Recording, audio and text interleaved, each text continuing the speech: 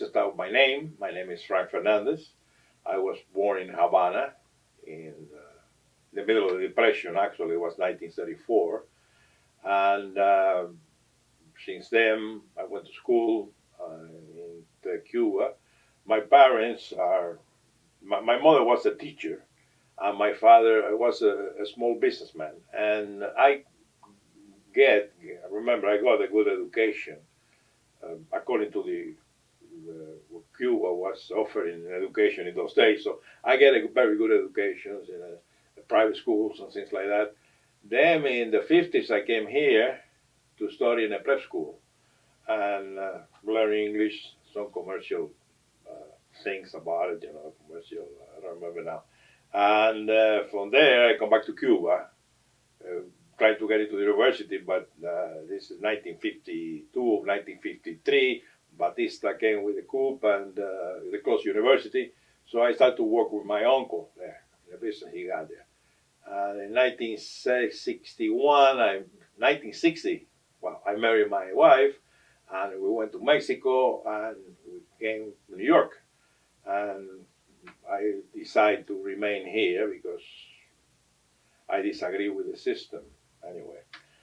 By 1972 or 1974, I'm not so sure, I started to talk to some anarchists here in Miami, the old Movimiento Libertario Cubano, Cuban Libertarian Movement, who were here for many years, in 1960, I think. And by 62 or 64, I joined them in a way, and I started to write things for publication they got called the Boletín de Información Libertaria, some kind of bulletin for libertarian information that they, send outside. I remained there. I militated there for so many years. After in 1979, in 1979 they got a congress in Spain, the fifth congress of the CNT, the Confederación Nacional del Trabajo. Okay, so they invite us, and I went there like a delegate from the Cuban anarchists here, and they were very friendly to me and everything. And we decided from there on to get some kind of magazine publication here. We did Guángara. Guángara was well accepted, and we published Guángara for 13 years in Miami, which was the Miami of the 70s or the 80s, who was a real civil war going on here in those days. The violence with the drugs and everything. So we survived the whole thing, and we in 1993, I think, we decided to close the magazine, but we did a good job. We published our 52 numbers, which is a record for even for any publication in Miami. After that, I decided to write books, and I start with La Sangre de Santa Águeda, which is some kind of biography of Angiolillo and Betances and Cánovas del Castillo regarding the murder of the Spanish Prime Minister in 1897 by Angiolillo, in which the Puerto Rican patriot Betances was involved. I wrote a book about that, trying to explain the magnitude, why Angiolillo decided to eliminate Cánovas, and the consequences of what happened there. And that was when I wrote this book, was in 1994. That was my first book. And then in 2000, I decided to put together the Anarchism in Cuba, which is Anarchism in Cuba, which is translated, like you can see here, to English first, and then Italian, French, German. And it is a version in Portuguese too, but it's never going to be published. But I got a translation to the verse in Portuguese. And that's what happened so far. I still writing for anybody, essays and articles in the internet, also the reds and nets and all that kind of things. I am involved in that. And we have we got a group there in the internet Anarquía en Cuba, I think is the name. And of course, I every time I have a chance to give my honest and my humble help. I'm very happy to do it. Anarchist, sure. How I get the idea. I will always have some kind of inclination, or if you want a deviation, about the left. You know, it was very difficult to become a leftist in Cuba, where the Communist Party really, I mean, completely dominate the scene. So when we came here, and after what happened with the experience we had with Castro and the Communist Party, I started to read about it. I started to read about the history of the anarchists, and the communists, and the socialists, and everybody, all regarding social ideas, because I was interested in that. And this is the 60s already. As the 60s explode, you probably don't remember because you were young. I don't remember very well, but the things I remember was that we have a revolution in this country, and nobody ever heard about it. I mean, nobody knew that this country was having a revolution, and here we are in the middle of social revolution, which changed everything in this country. And I was involved with that thing. I was involved here in Coconut Grove with certain people who were leftists, the same thing. There were the ideas they have were more close to the socialists and communists than really to the. And you had Chomsky in those days, and you have Beckley in those days, and you have a lot of people in those days who were really Marxist. Okay, no matter what anybody told you, they were Marxists. They are Marxists. They say they're anarchists, but they don't. So I start to read and find for myself the difference. And I find out that I was close to the ideas, more close to the anarchist ideas, to the Marxist idea. I don't like order and discipline. I'm a good Cuban. Cubans don't like too much order and discipline. I don't like to tell this and that. So I rather prefer to be an anarchist or a libertarian or whatever you want to call it, than communist, a Marxist, whatever you want to call it. As far as I can remember, and I have a problem with my memory because I am getting old and I don't remember everything. But as far as, especially the 60s, but in the I remember the Movimiento Libertario was born or was begin in 1960 in New York, and in 1961 they moved down here to Miami because people saw in those days that the whole thing is going to take, the exile is going to take 6 months, and then 60 years, and then 60 years. Nobody knew. So they moved down here to Miami, and then when I joined, in those days, I remember we're not very many people. I mean, we have reunions every Sunday or something like that. Every Sunday, yes, and maybe 10, 12 people. I knew there were more than that. I knew a lot of other people, like another maybe about 20, 25. I'm talking about numbers. I cannot give you straight numbers because some of these compañeros, I knew who they were and how they feel about it, but they were not very. They don't like to join the other ones in some kind of organization for certain reasons, It could be personal reasons or it could be ideological reasons, whatever the reasons were, and they don't get together. But Movimiento Libertario was active in those days against Castro, against the Castro dictatorship. Of course, that's the whole idea was the exile. In the 70s, I remember we participated in a lot of events and a lot of acts, in the street and in theaters or whatever. And we were active until Guángara. Guángara was in the 80s. Now, the movement, or the libertarian movement, in those days, were not too many. They were all big. They were all when they came here. So most of them by the 80s were ready to go. Only a few by that day. So talking about it from the 20s. Numbers really for me don't mean not too much, because this is not numerical, arithmetically, or even how many you got. I never believe in that. I believe that one person can change everything. One person. And 100,000 follow him. That's part of the human nature. So I don't believe that a movement like Barcelona in 1936, when 1 million workers, joined the anarchists, I don't think that's important. The same importance as 10 or 12 anarchists. So it's not, again, it's not the quantity, it's the quality. I'm so sorry, I'm quoting Karl Marx, but that's okay. I got no problem with that with Marx. But again, I mean, in the 80s, everybody then concentrated in Guángara, and until most of them disappeared. I mean, Guángara actually got close because most of them died. But still, in 2000, we came back to internet, and we started to work things in the internet. That's what we're doing so far.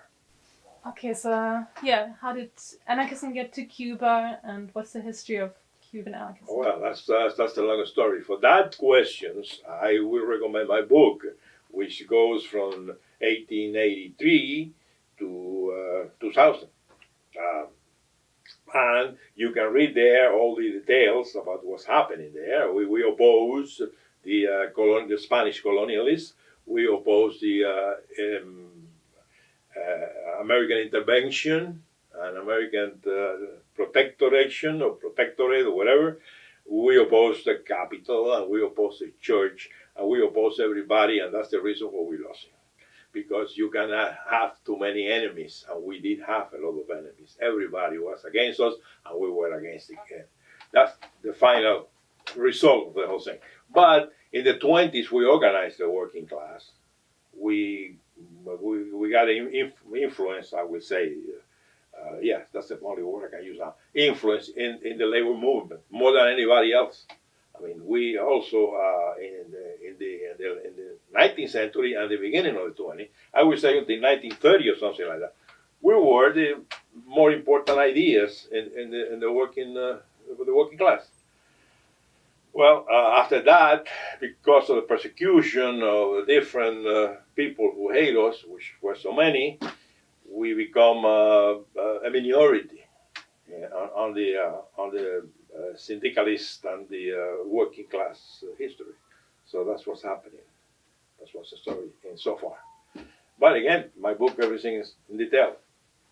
Regarding what happened in the 19th century, for instance, we were the first one who actually create the labor movement in Cuba. I mean, the strong labor movement, because they have a movement before. But we create with the newspaper, El Productor, El Obrero, and several newspapers, we create in those days really an organization.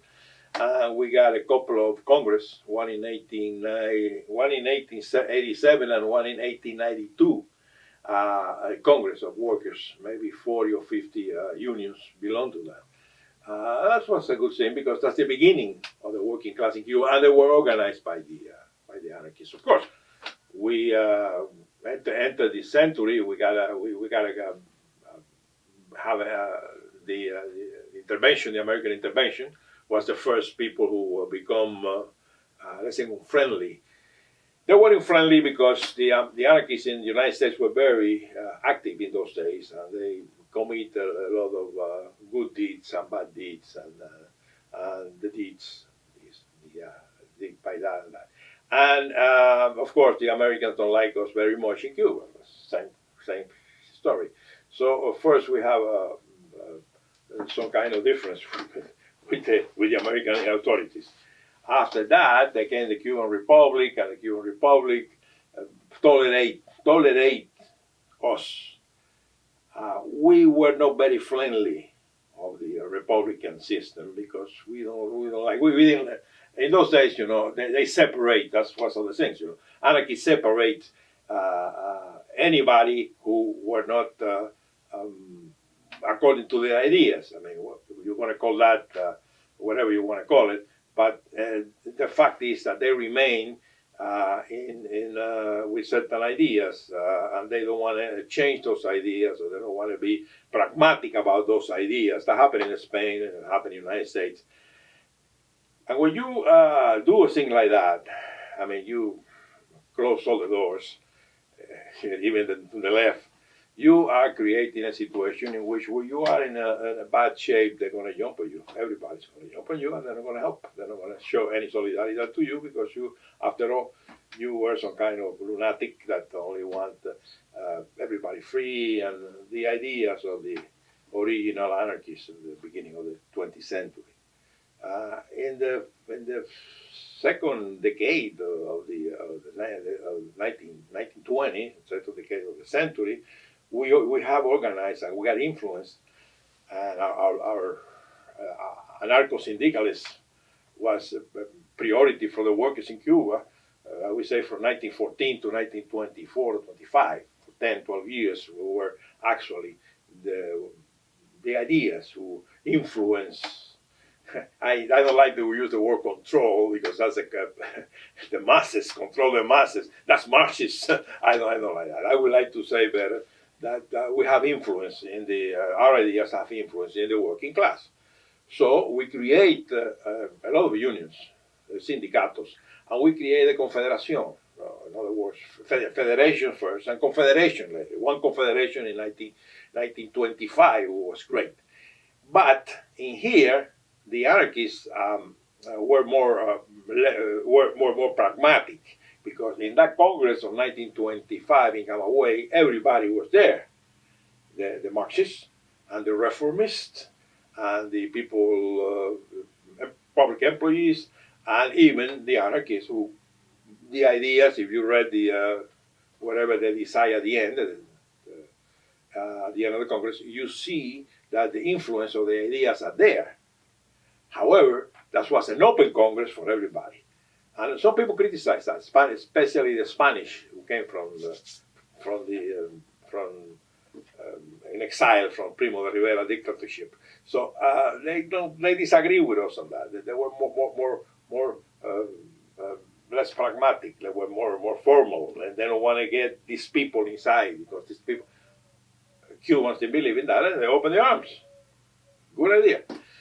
Okay, by the Machado dictatorship, who started in 1925, but then in 1932, we have to be involved in violence against the government because the Machado dictatorship, killed probably three of our more important responsible workers who got more responsibility in the Confederation.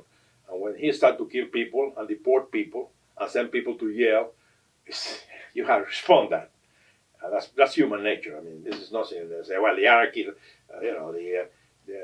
they have to do it because that's the way the idea says that you have to hit back. I think this is a human response.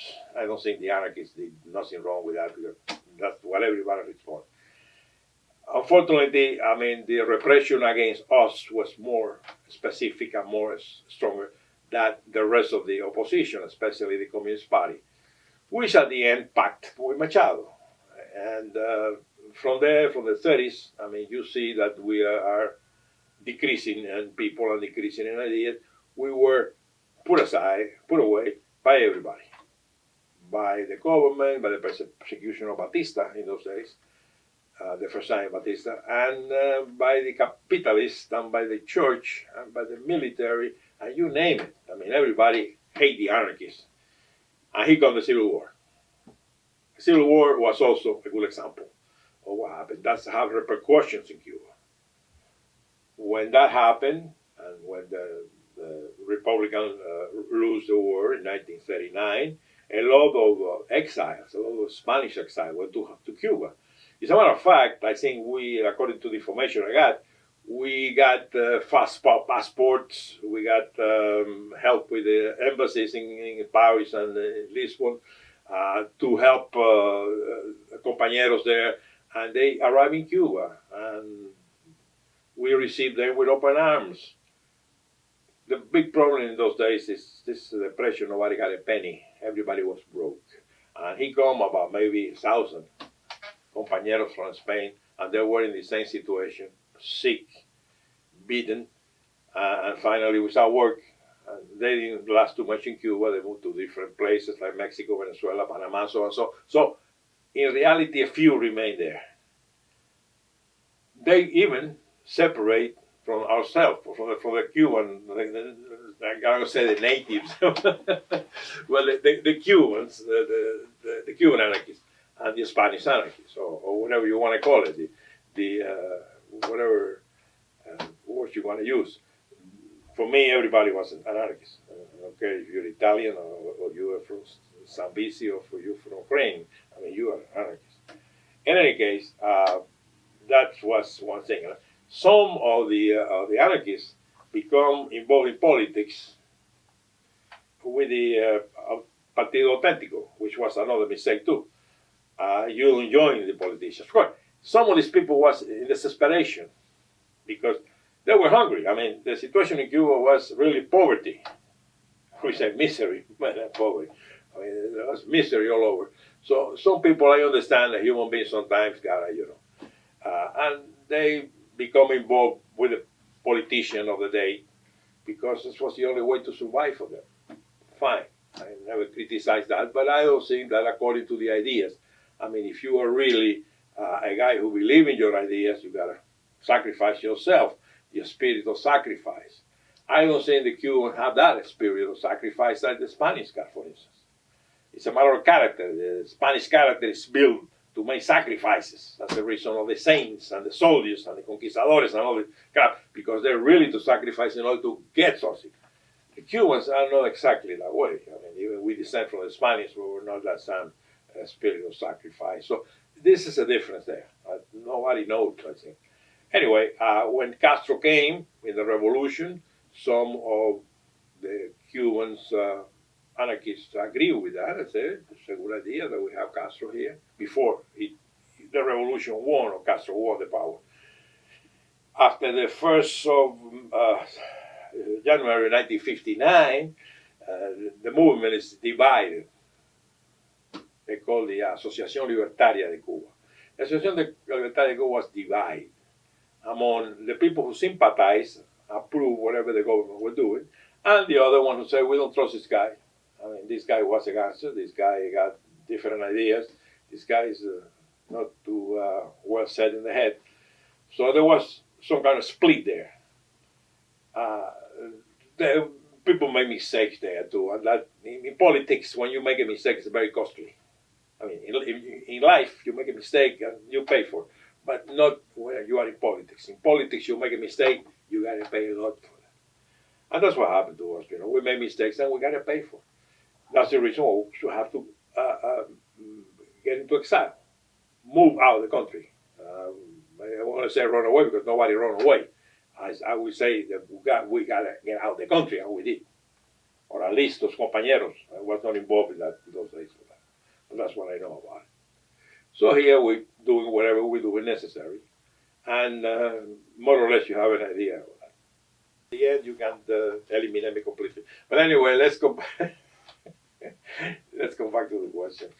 Why some Latin American compañeros supposed to be anarchists, they disagree with us because our politics is against Castro and Chavez and everybody.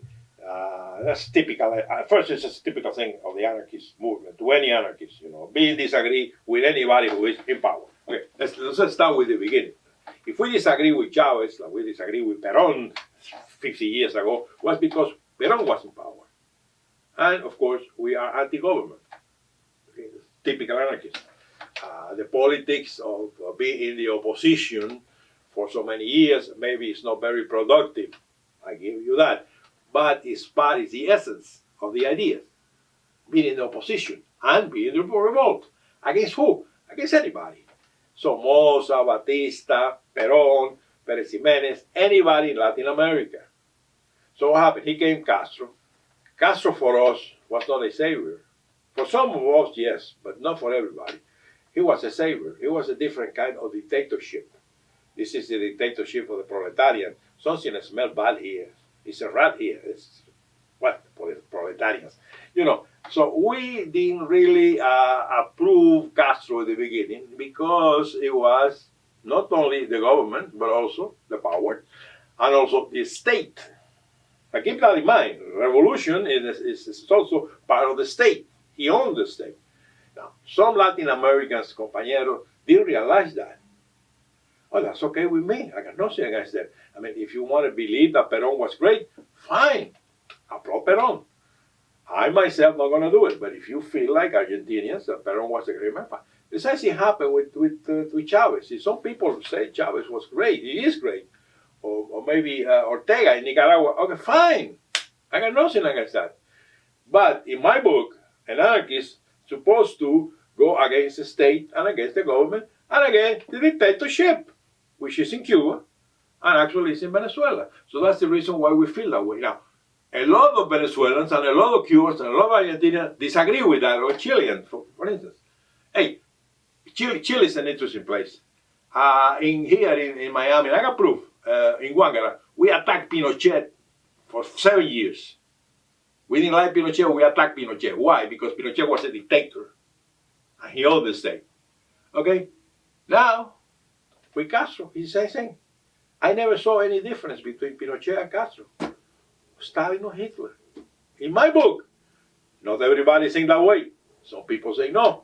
You know, there are good counselors and there are bad counselors. There are good nationalists and there are bad nationalists. And that is crap. In my book, I'll answer your question. Sorry about crap. That's a good question because a lot of people define the idea, or the ideal, or whatever, in several ways. You know, besides, it's anarcho-syndicalist, it's anarcho-pacifist, it's anarcho-feminist, if you wanna. You know, it's a lot of anarcho things. Anarchism itself, for me, after I read most of the theories, because anarchism is based in theories. You know, it's not a doctrine like Marxist is a doctrine. We are theories of the Proudhon and Kropotkin and Bakunin and all these really clever Russian thinkers, and also French Reclus, great in those days. It's a long list of them. And they do have an idea. We basically, and that's what is important for me, if you read everybody, you notice that basically is humanity, is freedom, is justice, is something that is not new even for that century, but they all have a coincidence in point of views, no matter it's a Russian or it's a Spaniard or it's an Argentinian or it's a Chinese, they all have one thing in common, and it's all the adjectives I just give you, is the love for freedom. It's also the idea of sacrifice for an idea. It's some kind of religion, if you want. And I think in some way, for some of them, was a religion. I would say so. Tosso was a religious person in the sense he was Christian, but he also got some of the anarchist ideas in him. So, I mean, it's also some sense of religion in the anarchist ideas, which is the continuation, the continuity, the millennium, the next day is going to be better, which is also another thing that I find in common, at least for most of them, optimists. In order to be, the first thing you need to be an anarchist is to be an optimist. You cannot be a pessimist. Because if you dream, you're a dreamer, or utopian, or whatever they want to call you, you have an idea of the future, which has to be good, positive, okay, no negative involved. Everything is positive. Tomorrow's going to be better. Okay, yes, you're going to say, cliché. It's Dr. Pangloss. It's a Panglossian idea that we live in the best of the worlds, okay, the famous phrase. No, I don't think we live in the better world, but what we hope, okay, that tomorrow is going to be better. So that's optimism. So it's more like a realistic thing in a human being. So that's what anarchy is for me. I cannot talk for everybody, in my opinion. Well, that's your typical petit bourgeois idea. Everybody, all our enemies say that, because the association of, of anarchy with chaos. No, I'm sorry. Proudhon have a fight for 20 years. He fought Larousse. Larousse is the one who wrote the famous dictionary and made definitions about what it was. So Proudhon have such a dispute with this Larousse for 20 years, trying to explain him that anarchy don't mean chaos. He failed. So if Proudhon failed, it's going to be very hard for me to succeed in a matter like that. Anybody, my dear comrade, think whatever want to think and whatever opinion they have about dialectics or semantics. Semantic, the meaning of the words. You can apply any bad word, even a dirty word, you put it in a perspective or a sense which happen to be a great word. Okay? Or vice versa. You can insult, in those days, you can insult American. In 1898, you insult an American if you call him a cowboy. Look at a cowboy. That was an insult. A cowboy was nothing. Was a despective. I mean, derogatory term used by the Americans at the end of the 19th century. Now, everybody call cowboy to everybody. So you see, it's not only the way you say it, but also the semantics and the meaning and how people use that. So if some people want to believe that anarchy is chaos, fine, good for them. If other one want to say no, let me explain you what anarchy is and teach people what anarchy means. And for me, it's not anarchy, it's anarchism. Keep this in mind.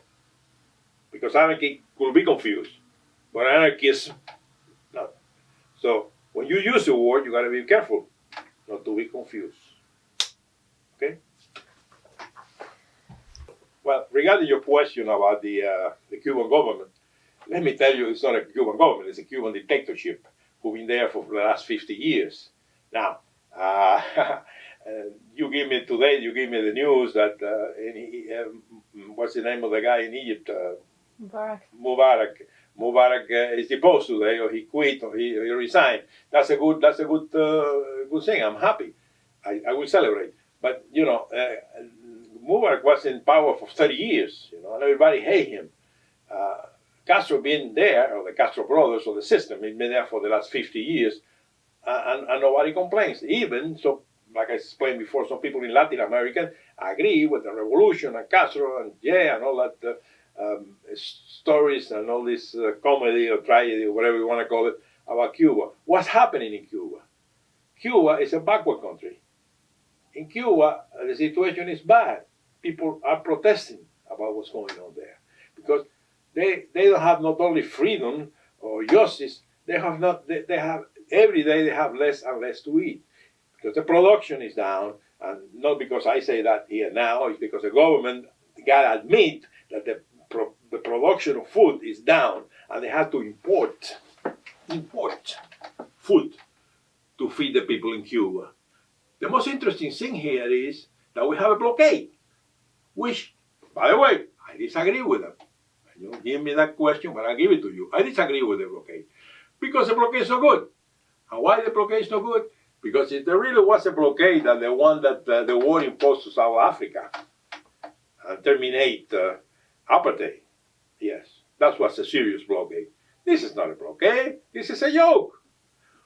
Okay, so the Cuban government needs food. Where do you think the food came from? Venezuela? Mexico? Spain? Russia? No. It came from the United States. And they pay, I think the last year was about $15 million. $15 million imports of food from the United States. The year before it was 17. I mean, they're importing food from the United States. Something never happened in Cuba. I mean, we may import casinos, and maybe we import burlesque queens from New Orleans in those days. I can't remember. Or maybe we can import in those days Vegas showgirls. Yes. But we never put food. So what's happening here? That the whole system is broke. It's a dictatorship. It's not freedom. It's not communication. They can't communicate with them. There are no internet. There's no telephone. There's nothing. They live in one of the worst dictatorships in the world right now. So that's the reason why I oppose that government, because it's a tyranny. It's against my principles. I am a libertarian, so it's against my principles. Today and tomorrow. Today, in some way, was also yesterday. But the fact remains that you probably have more experience than I do have traveling. I travel a lot. I even went to Russia, met the Russian anarchists. I went to Finland. I went to Stockholm. I've been in a lot of places, Buenos Aires and Seattle, and you name it. I've been there. So what is my idea? What's going on? Yes, the Europeans, anarchists, like in Spain, especially Spain, Italy, and France in that order, maybe in England too, Scotland and Ireland. Yes, they are, I would say, groups, associations, syndicates, unions. There are anarchists, and they preach and they accept anarchist ideas. Of course, we gotta ask ourselves, what are those ideas? And then we gotta come back again with questions we had before. Anarchism is not the same for everybody. Anarchism will be a way for the Ukrainians and be another way for the South Africans. It's not the same thing. But again, the idea itself, in essence, is what I say: freedom, liberty, justice, and so on. So, now, if you look at the world today, and you see the situation of the world today, you notice that we're going back. Neoliberalism, globalization. This is nonsense. We know already about this type of economical system, since we have the so-called at the end of the 19th century, the Manchester liberalism. Manchester liberalism is a liberalism of the people who create a tremendous amount of money, thinking that they can create riches, they can create another more money, and of course, in great abilities, they will help the workers and the poor. And what happened in those days that the anarchists went up, and everybody became an anarchist because the whole thing was a comedy or a tragedy or whatever. Now, today we are creating we are creating the same conditions through the globalization and the neoliberalism. What is it? Okay, so now it's the privatization.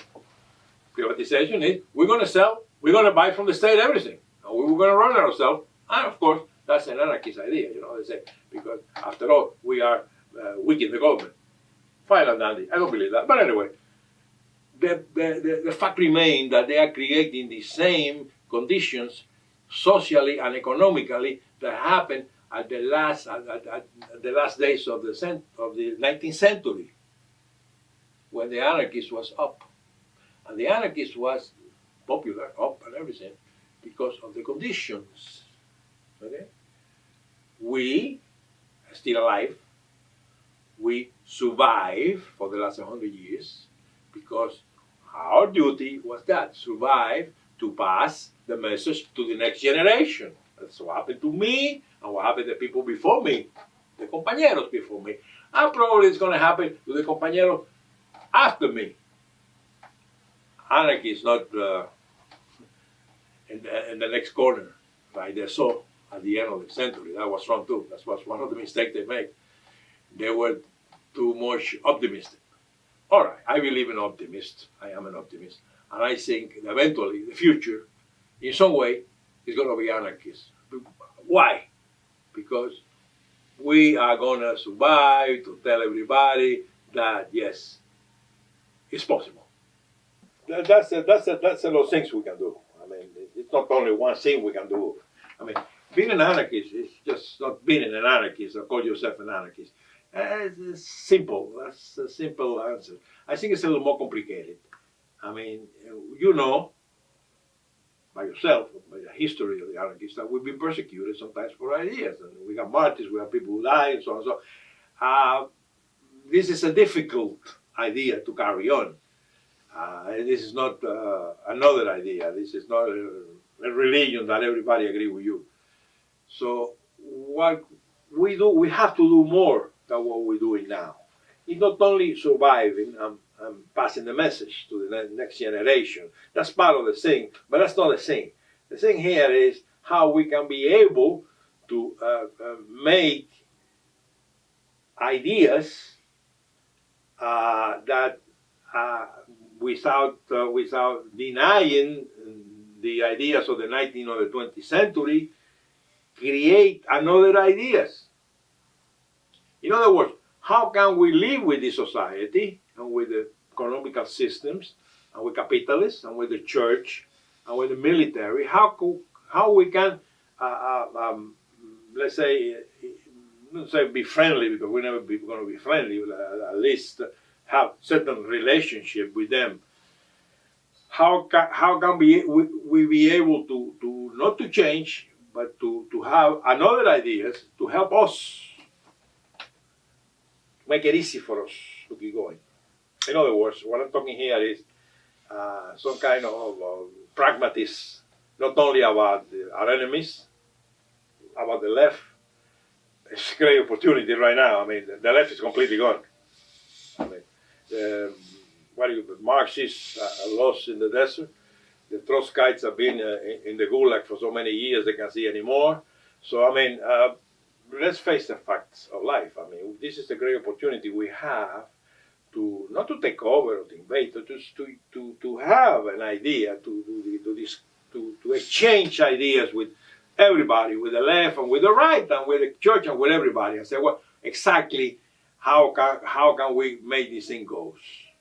That's a very difficult task, because there's a lot of people with closed minds among the anarchists, especially the Europeans. Europeans are intolerant regarding ideas.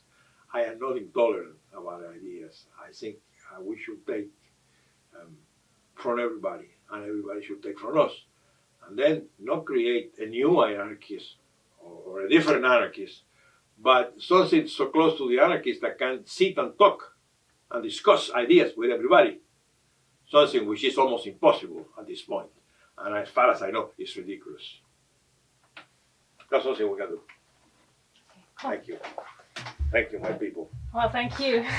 Thank you. Don't remember the both of me.